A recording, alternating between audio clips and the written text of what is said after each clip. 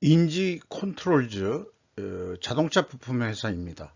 2022년도 1분기 실적을 분석을 해서 연말 매출까지 예측해 보는 것으로 진행하겠습니다. 하단에 나와 있는 내용 참조해 주시고요. 내용이 좋다고 생각 드시면은 구독, 좋아요 꼭 부탁드리겠습니다. 그리고 1.5 배속을 보시면은 좀 편하실 것 같습니다. 저도 좀 말을 빨리 해보려고 노력 중에 있습니다. 인지 컨트롤에 대한 최근 기사가 무려 좀 멀리 떨어져 있는데 2월 10일자 이데일리 황병석 기자의 뉴스 보도 내용인데요. 인지 컨트롤스가 스냐 즈로 뭐 하는 경우도 있고 그런 모양인데 정확 그게 중요한 게 아니고 현대차와 249억 원 규모 공급 계약을 체결했다. 이런 뉴스 보도 내용입니다.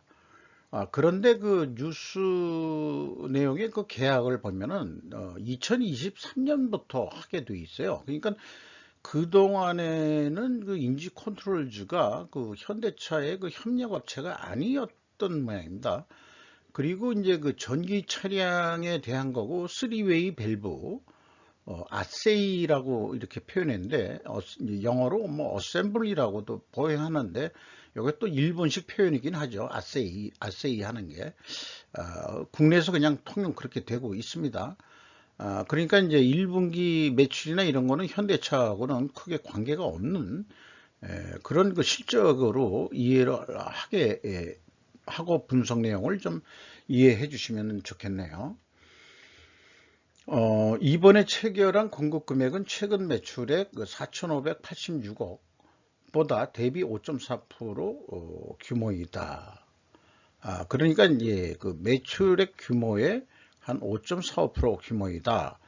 그렇게 그 큰 것은 아니다. 이런 얘기를 하고 있는 거죠. 또 회사 측은 상기 제품은 전기 차량용 냉각수 온도 제어 용도라고 밝혔다. 뭔가 그 레귤레이팅 하는 기능이 있고 그런 모양입니다. 컨트롤이라고 또 표현하나요? 정말 그 향후 나중에 그 제품에서 좀 더 추가로 알아보도록 하겠습니다. 인지 컨트롤즈의 주가는 7,160원으로서 2021년도 말보다 무려 8,140원이 하락을 했습니다. 장부 가격 대비 56%로 추락을 했습니다. 엄청 떨어졌죠. 64%가 떨어졌습니다. 5% 이상 주주명을 보면은 정구용 씨가 18.38%, 정장환 씨가 5.4%, 유택솔루션이라는 데가 13.92%.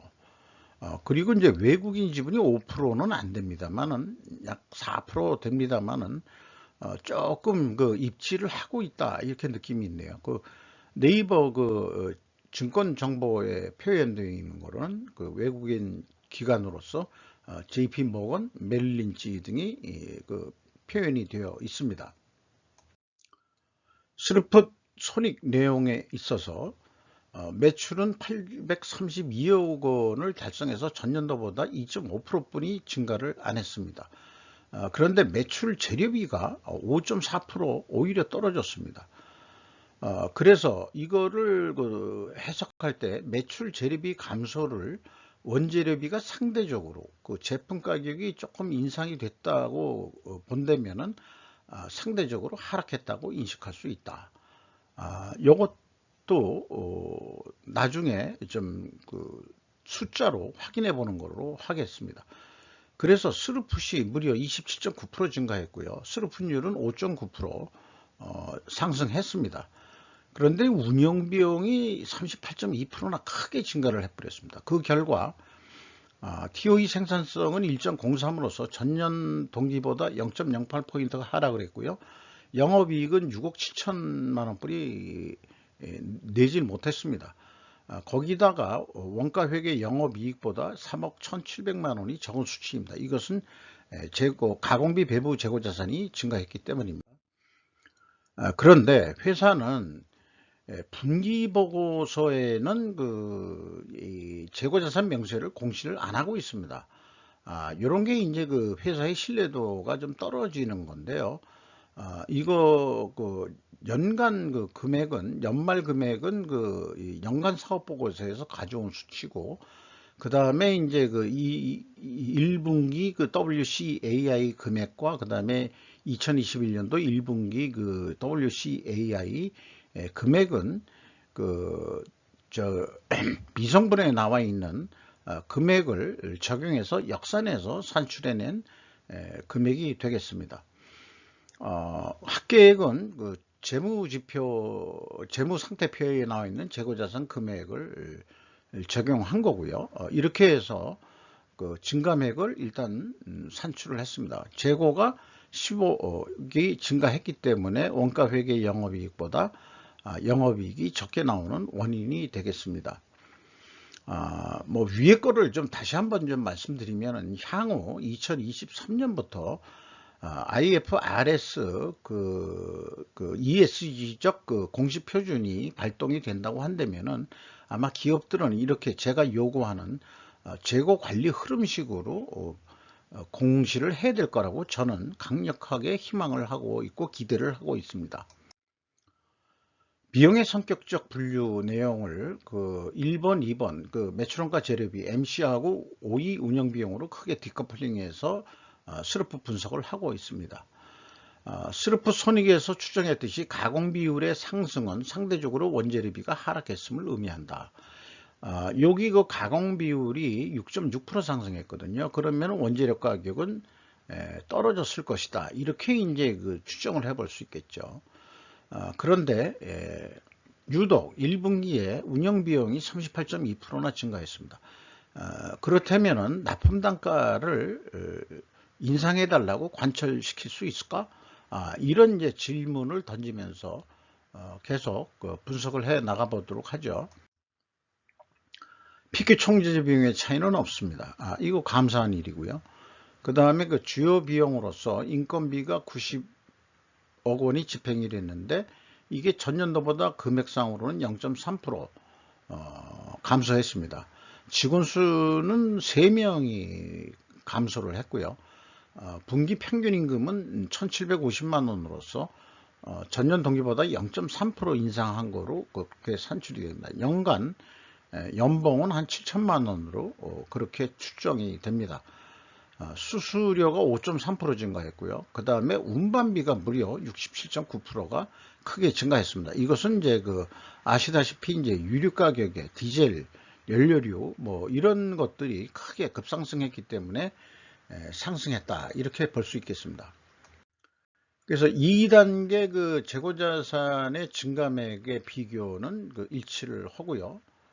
그 다음에 현금 흐름표 기준 전체 재고자산의 증감액도 일치를 합니다. 이거 1단계, 2단계, 3단계를 통해서 재고자산 매출원가 회계 투명성은 일단 검증이 된다, 이렇게 볼 수 있겠습니다. 경영평가 지표로 와서 WCAA 재고 회전율은 거꾸로 하락을 했습니다. 이 경우는 거꾸로 이제까지 손익계산 내용하고 그 다음에 총 제조 비용의 가공 비율 이런 거를 감안하면 원재료 가격이 하락했다고 믿어지는데, 이렇게 회전율이 떨어지면 거꾸로 원재료 가격 상승으로 인식을 하게 되거든요. 수량에 큰 변동이 없다면은 외부에서 우리는 금액으로만 볼 수 있기 때문에 금액으로 추정하는 거죠. 수르프율의 상승은 판매 가격 상승이어야 한다. 검증이 가능할까? 이렇게 이제 질문을 던지면서 확인해 보는 것으로 하겠습니다. 원재료 가격이 상승했느냐 아니면 떨어졌느냐, 이런 면을 좀 보고 싶은 거죠. 제품 판매 가격은 상승했을 거라고 봅니다만, 임팩트 미래 가치는 7.6% 상승했고요. 매출 채권 수금 속도가 1회전으로 떨어졌습니다. 이것은 분기니까 분기에 1회전 했다면은 수금하는데 3개월이 걸린다. 이거 장사해 놓고 수금이 너무 늦다. 완성차 메이커가 누군지는 모르지만은 현대인지 기아인지 아니면 다른 무슨 덴지는 모르겠습니다만은 완성차 메이커를 전부 다 상대하고 있는지도 모르죠. 수금 속도가 이렇게 느려가지고 어떻게 장사를 할 수 있겠냐 하는 생각도 있습니다. 상대적으로 매입 채무는 좀 더 빨리 줘야 되는 상황이 있죠. 본인들은 수금을 늦게 하면서 협력, 자기네들이 원재료 구매나 납품 협력업체한테는 거꾸로 돈을 좀 빨리, 물론 이제 느려지긴 했죠. 근데 제가 개인적이라면은 이런 사업은 가급적 좀 피하고 싶어요. 왜냐하면은 그 납품하면서 머리 조아려야죠. 이 조아린다는 표현, 굽신 해야 되는 경우가 다반사일 거고, 또 원재료 구매하면서도 거꾸로 굽신하게 되는 거죠. 그 양쪽에 굽신해 가면서 장사를 뭐하러 하지? 돈을 왕창 남는다면 그건 참고 할 만합니다. 돈이 목적이니까 아니 뭐 좀 굽신하면 안 되겠느냐, 몸을 숙이는 건데, 이런 생각도 있지만 그런 것 같지도 않거든요. 이런 사업을 계속 해야 될까 하는 개인적, 제가 그 인지 컨트롤주의 그 소유주라면 그런 생각을 해보게 된다, 이렇게 말씀드릴 수 있겠어요. 그래서 원재료 가격 추이를 보면 단순 평균으로 10.2%가 증가했습니다.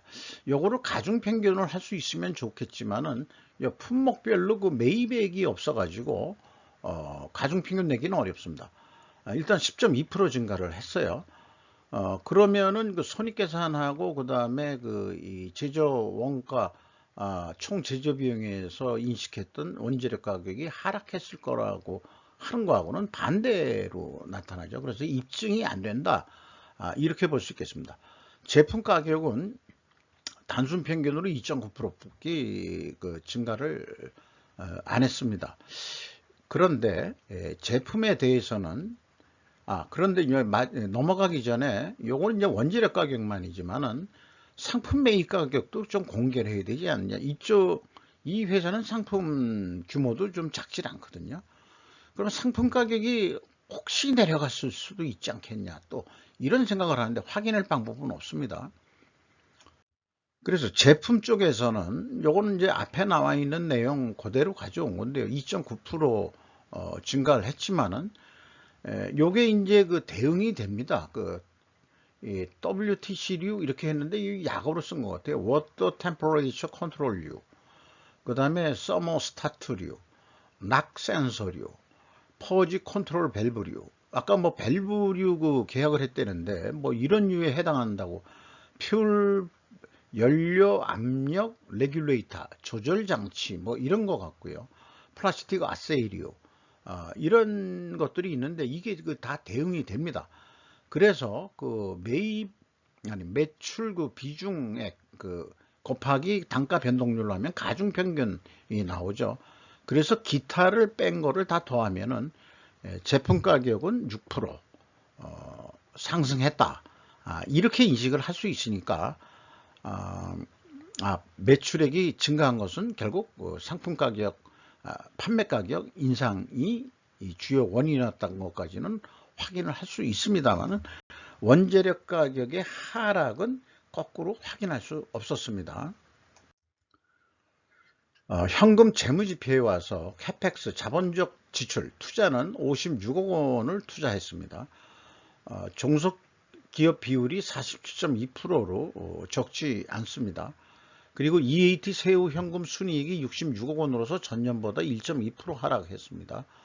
채권자 잉여 현금으로서 채권자한테 46억 원을 추가로 차입을 해서 레버리지율은 36.6%로 증가했습니다.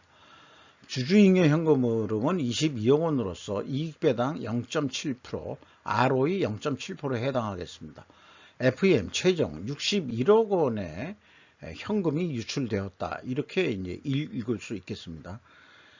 그리고 현금성 자산의 현금 버퍼율은 4%뿐이 되질 않습니다.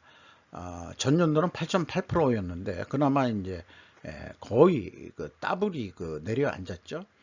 그러니까 수금 속도가 이렇게 느려가지고 현금성 자산이 이만큼 없어가지고는 항상 작은 궁세 속에서 헤어나지 못하고 있을 것이다 라고 충분히 그렇게 상상이 됩니다. 이익잉여금률은 3.6% 하락을 했습니다. 이렇게 해서 연간 매출을 원가 회계 사고방식으로 계획을 해보면은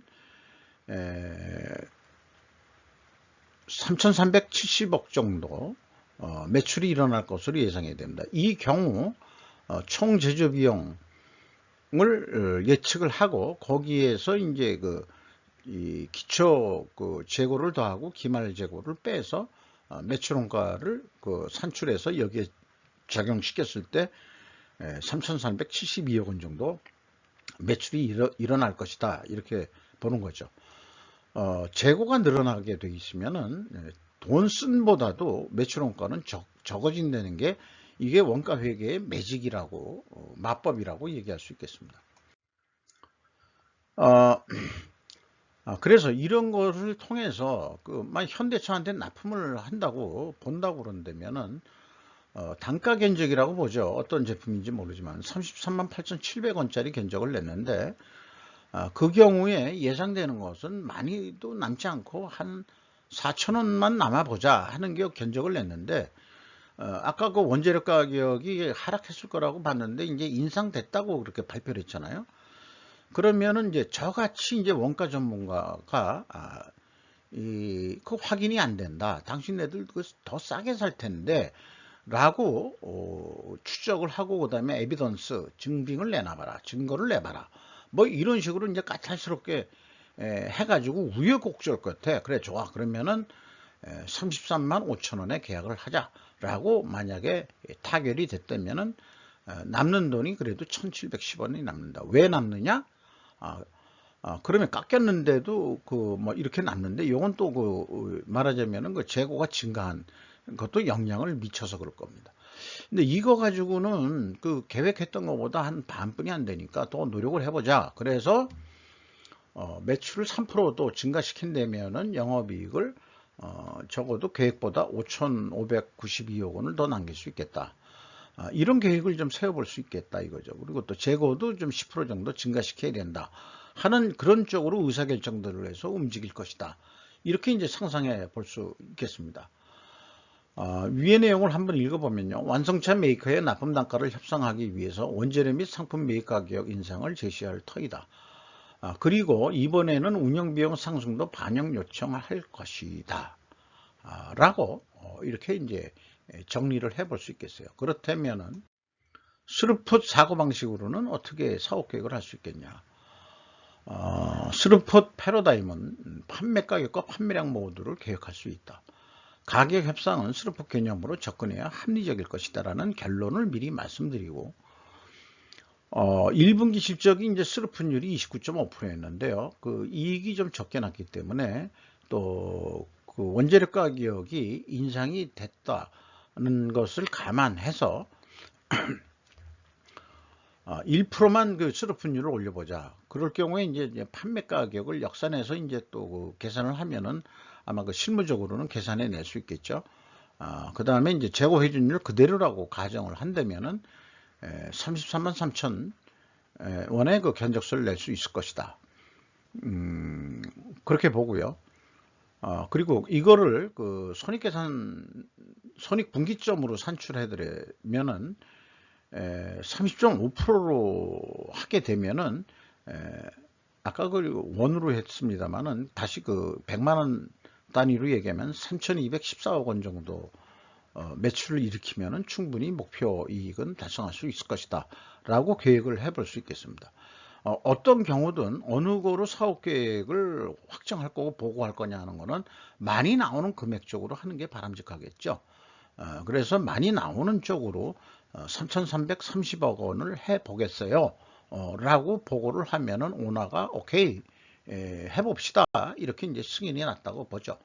그래서 실전적으로 현대차한테 견적서를 스루풋은 나와 있는 데이터에 숨김없이 2,681억 원, 아니 2,681원 번다고 봤을 때 33만 2천 원의 견적을 낼 수 있을 것이다. 그러면은 원가 회계 협상액은 33만 5천 원이어야 하지만 스루풋 전략에 의한 협상액은 33만 1천 원이다.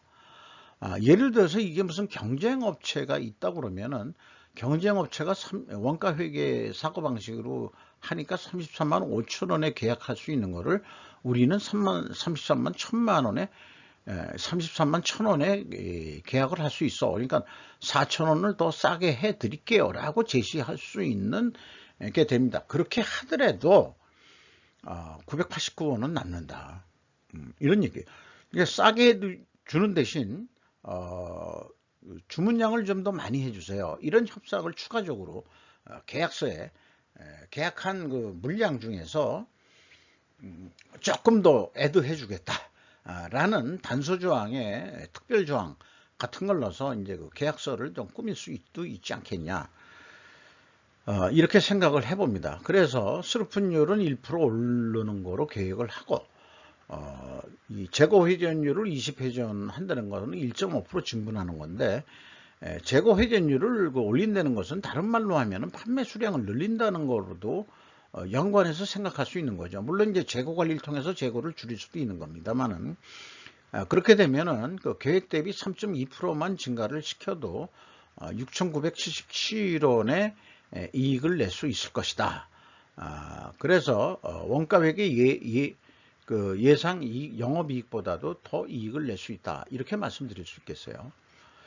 그래서 향후 계속해서 이 샘플은 또 계속해서 병행해서 소개를 할 것이지만은, 연결과 네트워크로 비유해보는 원가회계와 셀프회계인데, 원가회계는 뭔가 그 손익이라는 그 과정까지 나오는데 연결이 1차, 2차, 3차 분계 작업을 연속해서 그 가져가야 되기 때문에 복잡하다. 그래서 전문가들이 해야 된다.